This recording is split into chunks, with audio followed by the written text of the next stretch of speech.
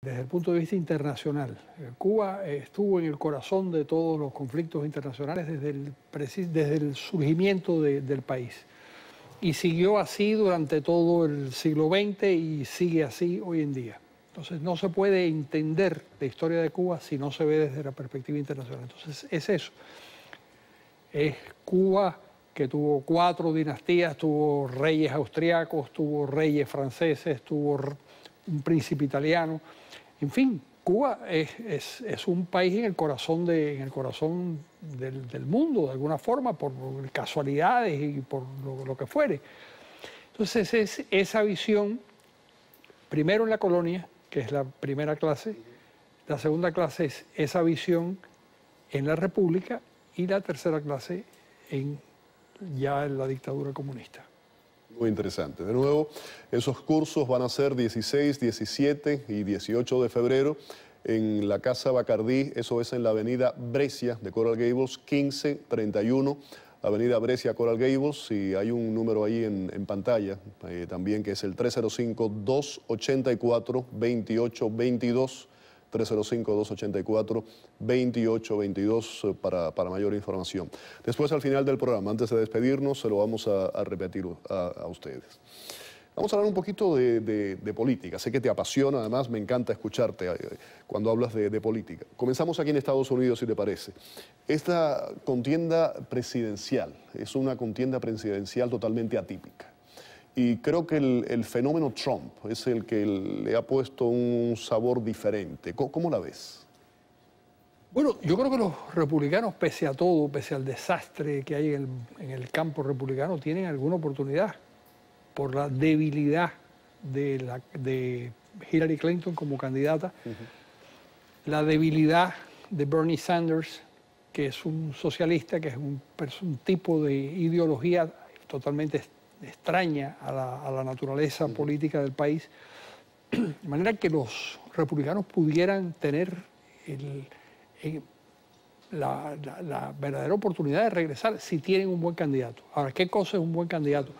Un buen candidato no es precisamente el que gana las primarias, porque las primarias se ganan apelando a los cristianos fundamentalistas. En la primaria se radicalizan y después en la elección general se van al centro, claro, los dos partidos. Hillary Clinton decía una frase el otro día que me pareció cínica pero real. Decía, las campañas se hacen en verso, pero hay que gobernar en prosa. Es una expresión de ella. Que me parece que es cierto, las campañas se hacen prometiendo cosas que luego desgraciadamente no se pueden cumplir. Eso debería de alguna forma prohibirse, pero no es así porque la gente quiere escuchar esas cosas. Ahora, por ejemplo, Trump parece tener mucho peso, pero Trump tiene un 30%, 25-30% de techo político. No puede avanzar mucho más ahí. Hay un porcentaje muy grande de norteamericanos que lo rechazan y de republicanos que lo rechazan. Sin duda, sin duda. Así que, ¿quién va a ser un candidato? Ojalá que sea un candidato republicano del mainstream, que sea de la corriente central. Hace 10 meses atrás todo el establishment apostaba por Jeb Bush. Por Jeb Bush. Es el que más dinero recaudó, $100 millones aproximadamente. Sin embargo, los números no están ahí. No están ahí. Podía haber demostrado, y lo demostró, que fue un buen gobernador de un estado grande como es el estado de la Florida. Sin embargo, si no sale bien en estas elecciones de mañana, yo creo que sus posibilidades son muy limitadas. Sí, y para los latinos, un hombre además en el tema migratorio moderado. Se ha casado con una mexicana, habla el español perfectamente bien. Y cree además en una reforma integral. Eso me ha gustado de él. Él ha defendido la reforma migratoria, cosa que no ha hecho Marco Rubio, que debió haberlo hecho, debió haberse mantenido. Es decir, la necesidad de complacer a unos electores que no hay manera de complacerlos, pues ha llevado a Marco Rubio a alejarse de una línea política y estratégica que a mi juicio era la correcta. Hay que buscar una solución a esos 11 millones de personas que no tienen documentos y que son personas que necesitan un estatus en este país para beneficio del propio país, es decir, no solo beneficio de ellos. A este país le conviene que esas personas paguen impuestos, salgan a la luz pública, generen empleo. Los inmigrantes crean 2 veces más trabajo que los nativos de los Estados Unidos. ¿Por qué? Porque tienen el fuego del inmigrante, la necesidad de hacer cosas, el tiempo que es más breve, tienen que reconstruir sus vidas rápidamente y eso los lleva a ser muy laboriosos. Carlos, hablamos de Donald Trump, está el caso de Trump, está el caso de Ted Cruz también, que no son políticos del establishment de Washington, no son los políticos tradicionales.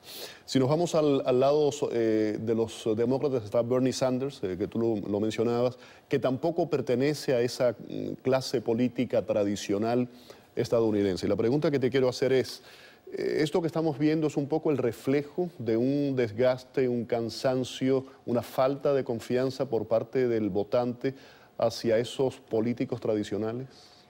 Yo creo que sí, Félix Guillermo, y además creo otra cosa. Creo que el país con 322 millones de habitantes, mucho más mestizo, mucho más mezclado, mucho más complejo, va haciendo este tipo de transformación. Es decir, hasta la elección de Obama, todos los presidentes norteamericanos eran varones blancos anglosajones. Eso ya se acabó. Ahora puede ser una mujer, puede ser un judío, puede ser un cubanoamericano, puede ser cualquier cosa. Es decir, puede ser una persona de cualquier procedencia, porque ya lo que está en juego es distinto. Ahora, ¿eso va a cambiar la naturaleza de los Estados Unidos? Seguramente sí va a cambiar la naturaleza de los Estados Unidos, porque todos los países cambian, la demografía transforma la naturaleza de los países, así que eso lo vamos a ver aquí en Estados Unidos. Y puede ser que sea positivo. La pregunta es ¿cuánto tiempo más va a durar la hegemonía norteamericana en el mundo? El hecho de que Estados Unidos sea la primera potencia. Bueno, los que hemos vivido de mi generación, que ya es una generación en retirada, pero los que hemos vivido desde el fin de la Segunda Guerra Mundial, Estados Unidos ha sido la potencia hegemónica en el planeta. ¿Cuánto va a durar eso? Probablemente otros 50 años, pero eventualmente terminó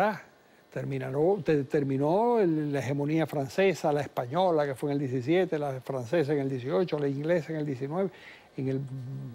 Estoy diciendo fechas que yo sé que se mezclan, pero la norteamericana probablemente sea sustituida por otro tipo de fuerza en los próximos 50 años o 60 años. Ya vemos a China pisándole los talones, ya la segunda economía del mundo es la China. Tú hablabas del cambio de rostro en la Casa Blanca, que además que es un poco el reflejo de cómo ha ido cambiando esa sociedad en Estados Unidos. 2 senadores con origen cubano, Ted Cruz, senador de Texas, Marco Rubio, de aquí de la Florida. Algunos puntos en común tienen, otros no, pero los dos, en el caso de Marco Rubio, madre y padre cubano, en el caso de Ted Cruz, un cubano y el otro es estadounidense-canadiense. Los dos son norteamericanos 100%. 100%. Para ti, ¿cómo ves el tema de que llegue con posibilidades, además los dos que no se pueden descartar, al menos de la nominación republicana, que exista un Cruz y un Rubio? Me parece insólito, además que sean 2 cubanoamericanos, que además los cubanoamericanos son el 3.5% del voto hispano en Estados Unidos. Es decir, no están ahí por ser hispanos. Están ahí porque tienen unas ciertas condiciones especiales de liderazgo. Marco Rubio fue el speaker del Congreso, de la Cámara de Congresistas o de Diputados del Estado de la Florida. Luego senador. Cruz ganó una competencia que era muy difícil en Texas. Un hombre brillante. Un hombre muy brillante. Muy inteligente. Un hombre muy inteligente, muy brillante, un abogado muy notable, con una buena formación. Tienen posibilidades de llegar a la Casa Blanca. Una vez que sea después de este verano, cuando se elija el candidato republicano, todos los defectos de Rubio, y que los tiene como ser humano, o de Cruz, si uno de ellos es el candidato, a pesar de eso tienen una posibilidad grande de ganar. ¿Por qué? Por el la cantidad de rechazo que provoca, por ejemplo, si es Hillary Clinton. 52% de los norteamericanos tienen una visión negativa de Hillary Clinton. A mí me parece una mujer muy inteligente, pero el 52% tiene una visión negativa. Bernie Sanders es un socialista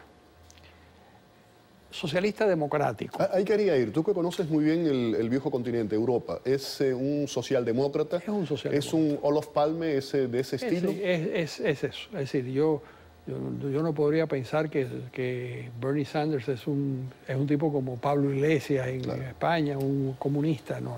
Es un socialdemócrata que lo que va es a tratar de poner el acento fiscal en ese 1% que supuestamente acapara un porcentaje muy grande de la riqueza norteamericana. ¿Y eso funciona en Estados Unidos? ¿Estados Unidos se puede parecer a Suecia?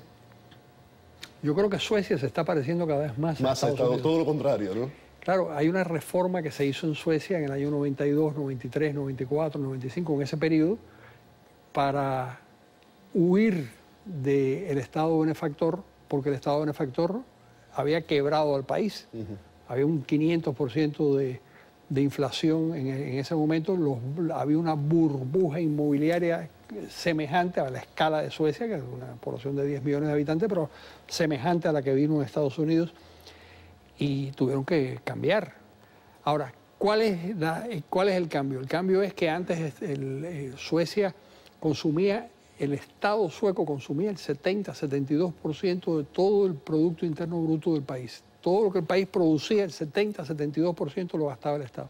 Ahora anda por el 50%. Estados Unidos anda por el 40%.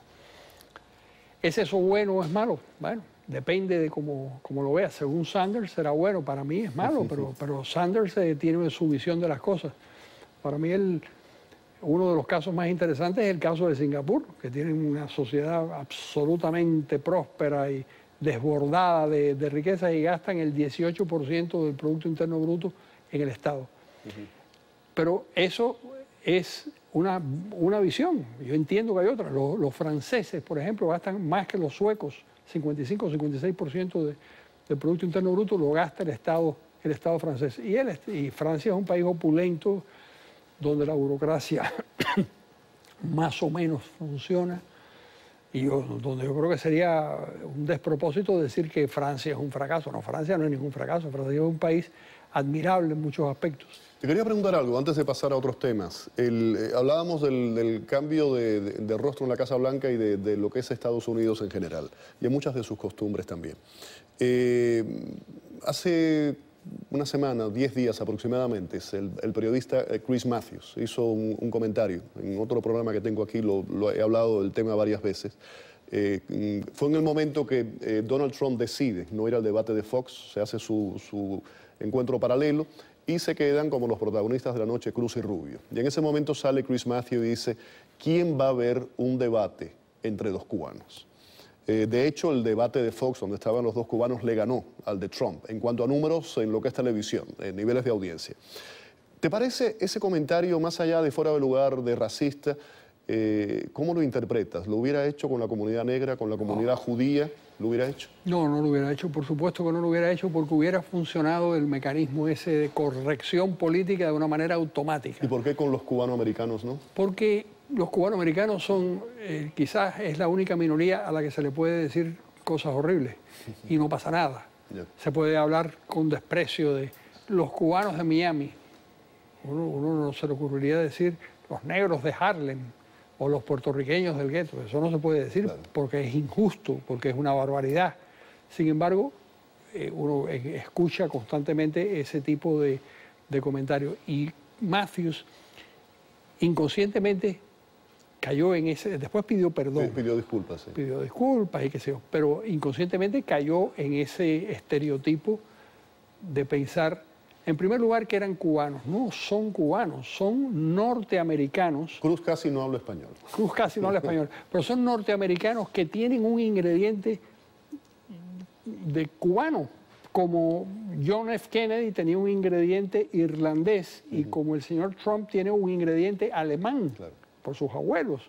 Es decir, todo el mundo aporta algo a este otro melting pot que es el mundo norteamericano, y el matiz que aportan los cubanoamericanos es un matiz muy positivo, porque es un matiz de una experiencia que es muy valiosa, muy dolorosa, pero muy valiosa, que es un país que se echó a perder, un país que se destruyó como consecuencia de la falta de respeto a la ley, como consecuencia de la vocación revolucionaria, entre comillas, es decir, la idea de que iban a venir unas personas a salvarnos, y que todo eso generó una dictadura que ya lleva 57 años. Entonces, esa experiencia, yo creo que es una experiencia positiva. Yo creo que es algo que, como Bernie Sanders, llevaría a la Casa Blanca, si es el presidente, la experiencia del Holocausto y la experiencia de la persecución de los bárbaros nazis a su familia polaca, que fue exterminada. Una parte de la familia de Bernie Sanders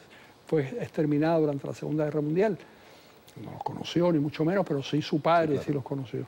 Entonces, esos son ingredientes positivos en la formación del carácter de una persona. Así que cuando Chris Matthews dice, ¿quién tiene interés? Bueno, a lo mejor él no tiene interés porque no sabe, pero si tuviera un poquito de sabiduría, se sentaría a hablar con cubanos, con checos, con alemanes, con húngaros, que le contaran lo que es la experiencia totalitaria. Alguien parece que se lo dijo, porque después pidió disculpas, se preocupó. Sí. Vamos a la pausa y regresamos aquí con Carlos Alberto Montaner. Quédese con nosotros.